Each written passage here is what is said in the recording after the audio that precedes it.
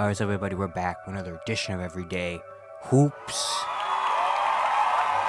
Hope you guys are having a good one. Today we're going to be recapping last night, November 2nd, games. Only 4 games slate, but so that's some entertainment in there. We're going to recap that today. If you missed any of the other recaps, of course, you can go back throughout the channel. You can watch them from different days. Yeah, thank you guys for views on videos and the shorts recently. I really appreciate it. If you like the content around here, consider subscribing, like, turn notifications, do all stuff like that. I really appreciate it. Really upset a lot. And yeah, don't waste any more of your time. Let's get right into it. So the first game of the day we had was the Raptors and the 76ers. Sixers win this game 114-99. Sixers go to 3-1. Raptors are 2-4. We got team stats. Raptors actually shot 48% of the field. Sixers shot 46%. Raptors hit 10 threes. Sixers only hit 9 threes. But the Sixers were 21 for 25 from the free throw line. Toronto was 13 for 19. Philly also forced 19 Toronto turnovers. For the Sixers, Joel Embiid 28, 13, and 7.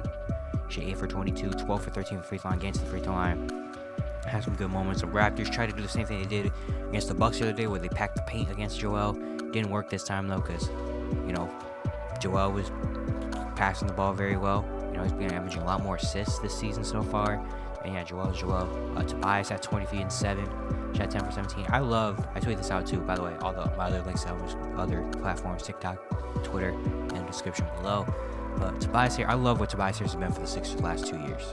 I love what he's been. He's molded his game. He's older now. He's on a team where, he can win something. So he's kind of molded his game to being whatever the Sixers need. You need me to be a shooter in the corner? I can do that. You need me to be a ball handler? I'll do that. You need me to be a defender? I'll do that. You need me to score in the post? I do that. And now, that was with James Harden. Now with James Harden gone, he still has that, but he also still has the ability to get his comfortable spots where he wants to be and knock it out. Like, 3-ball was hidden in the post today. He was working a lot. He looked like the back of center Joel Embiid sometimes. He was in the post working. Like, Tobias has just been so good last 2 years. He's on last year's contract. Very interesting to see how it plays out in Philly if he re-signs after this season. But right now, Tobias just looks really, really comfortable right now with the Sixers the last 2 years. And then Kelly Oubre, 23 points. He had 5 3-pointers as well in this game. He was on fire after going 2 games in a row. He missed all threes. He hit 5 today. It was a big energy boost. Knocking down shots. He's been really good so far. And then Tyrese Maxey, 18 4 assists, shot 7 for 16 from the field. And then Furkan Korkmaz also played and got 10 minutes because the new guys, Robert Covington, Cam Martin, didn't play to the end of the game. Probably just still getting, used to the team and trying to get more comfortable with the team. But yeah, the Sixers got this one. The Raptors, Scotty Barnes, 24, 8, and 8, shot 9 for 16 again. Love what Scotty Barnes has been this year. OG has 16, 13 and 10 assists for Dennis Schroeder. Pascal had 10 points, shot 5 for 11 from the field. Yeah, this Raptors team, it was very just, you could see this was going to end not great for them. The spacing again is weird. Their plays are weird. Pascal's not having a great season to start. The Sixers came out and got the win. Next, we have Pistons and Pelicans. Pelicans win this game 125-116. Pistons had a big second half. Tried to come back, but the Pelicans put them away. Pelicans are now 4-1. Pistons are 2-4. Look at the team stats. Pelicans shot 49% from the field. Pistons shot 44%. Pelicans were 33 for 35 from the free throw line. Pistons were 21 for 26. For New Orleans, CJ McCollum, 33, 4, and 5, shot 10 for 23, 3 for 10 from 3, 10 for 11 from the free throw line. He was amazing. In a game without Zion and without Brandon Ingram, CJ McCollum takes over, and it's big, man. I love watching CJ McCollum this season. He's been perfect for New Orleans. Valanciunas had 23, 13, and 5 with 3 blocks in this game as well. Herb Jones had 21 points. Herb Jones also had 3 steals and 4 blocks. Herb Jones, amazing defender. Matt Ryan got the start at 20 points, hit 6 3-pointers. He was a big spark plug for them, and Dyson Daniels had 10, 7, and 6 off the bench. Pelicans are 4-1, even with Brandon Ingram having to miss 3 games, Zion missing 2 games.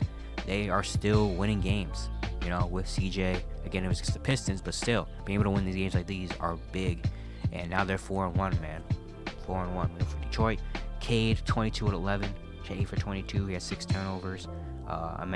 Marcus Sasser off the bench at 19 points at 5 threes. I really like what he's been doing so far in Detroit. He was another guy that I was very high on in the draft prospect and more of like a second-round guy. He went in the first round, but he's been very good for Detroit, bringing a lot of spacing and shooting for them. Sarr, 16, 7, and 5, shot 5 for 17, 0 for 6 and 3. 3-point shot still needs a lot of work, but again, he does so many other things on the court besides shooting the ball, And then Jalen Duren, 12 and only 5 rebounds in this one. He came back after missing last game. Jaden Ivey had 12 and 7 off the bench. He needs more minutes. Jay Stewart had 11 and 8. Killian Hayes at 10. Detroit falls to 2-4. Yeah, I mean, they're still young. Of course, they start off the year pretty solid, but they're still young. They're still going to lose a lot of games like this. Kind of a little bit disappointing because you want to see it more competitive, especially with the Pelicans without their two best players. But, Pelicans came in and got the win. Next are the Magic and the Jazz. Magic win this game 115-113. Orlando is now 3-2. Utah falls to 2-4. Team stats, both teams shot 46% from the field. The Magic were 27 for 36 on the free throw line. Jazz were 19 for 26. Orlando forced 20 Utah turnovers. For Orlando, Paolo, 39-5, 3 steals, 2 blocks. He hit the shot to win the game late as well. Shot 9 for 13, 11 for 15 for the free throw line. This is the Paolo I like to see. The first few games of the season, Paolo was really kind of being a lot more passive, a lot more let all the team get involved. But today, he kind of took matters into his own hands. He finished with 30 on only 13 shots. He did take 15 free throws, but I mean, he's so big. That's what he gets when he gets to the free throw line. He's going to get a lot of contact. But yeah, man, Paolo, just an amazing game for them. Clutch shots. He was doing it. Franz also had 21, 4, and 5, and 4 steals. And this one, Cole Anthony continuing his great 6th man of the year campaign, 18, 7, and 7 off the bench. Wendell Carter at 14-10. Mo Wagner had 10. Really good game, honestly, for both sides. This is a very entertaining game. But Orlando made the key stops when they needed to. And Paolo took them home. For Utah, Larry Marketing 22-7, shot 4 for 10 from 3. He was going crazy last minute of the game. He almost won this game single-handedly by himself. But unfortunately, they couldn't get it to go. Jordan Clarkson at 21, 6, and 6. John Collins at 20 and 10. He's been very solid so far in Utah. He had a really good game last night. THT 15 and 8 assists. He did miss. He had a wide open 3 at the end of the game that he missed. That would have given him the lead back. Tough one. And Constantine at 10 in this one. Walker Kessler at 10 rebounds and 5 blocks in this game in only 25 minutes. Utah, I expect them to lose games, but they've been fighting. That's one thing about Utah. They've been fighting every game, man. That's what I said before. I said Utah probably is not going to have a great record, but it's not going to be like they're going to look like the worst team in the league. They're just going to lose a lot of close games. But yeah, Orlando, that was a big win, especially in clutch time. Paolo taking over, love that.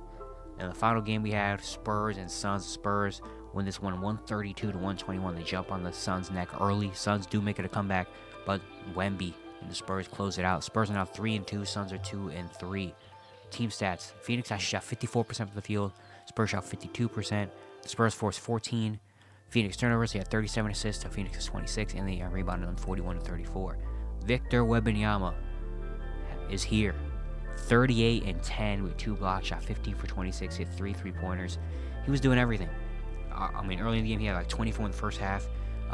They're jumping it down to him. He was scoring easy buckets. He was defending very well. Rebounding the ball at a good rate. Shooting the 3-ball was starting to hit. The mid-range face-up was starting to hit. He was doing everything. And in the fourth quarter, when the Suns made it to come back, they gave the ball to Wemby, and Wemby made him work with some big dunks and ones, getting to the free throw line. He was just doing everything, man. He's here. He is here, man. It's so exciting to watch. So far, only 5 games in, we already see what he could contribute to the court. You can already see the impact he makes on both ends. It's just, man. Praying that health stays with him. Man. Zach Collins also at 19 and 8, hit 3 for 3 from 3, which is a good sign. Devin Vassell only played 17 minutes at 17 points. They say he's going to MRI today. Looks like it's a groin injury. He only played the first half, which can be very tough if he goes down because he's been very, very good this season for them. Jeremy Sohan, 14, 5, and 9. Jetty Osgood at 13 off the bench, and Trey Jones off the bench, 12, 5, and 10. Big win for the Spurs. 2 wins in a row against the Phoenix Suns. The one, again, in the comeback, the last 30 seconds they came back, and then this one they just stepped on their necks early, and didn't. And it looked like the Suns were going to come back and win this one, but the Spurs again and Wemby put it away, man. That's big for a young team's confidence to beat a team like the Suns twice in a row. Be able to close them out. That's big. For Phoenix, Devin Booker in his first game back, 31, 9, and 13, shot 10 for 19. I feel like he started to get going a little bit later. I don't think he scored in the first quarter. The guys took him a little while to get, going.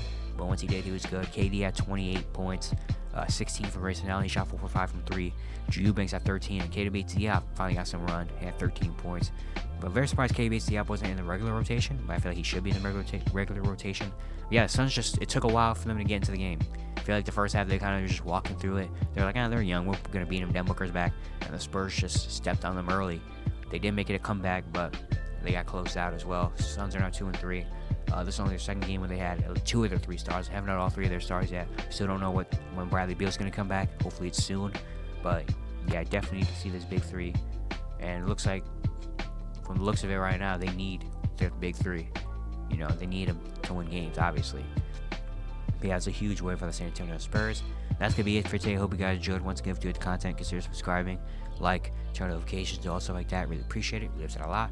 And yeah, I'll see you guys tomorrow.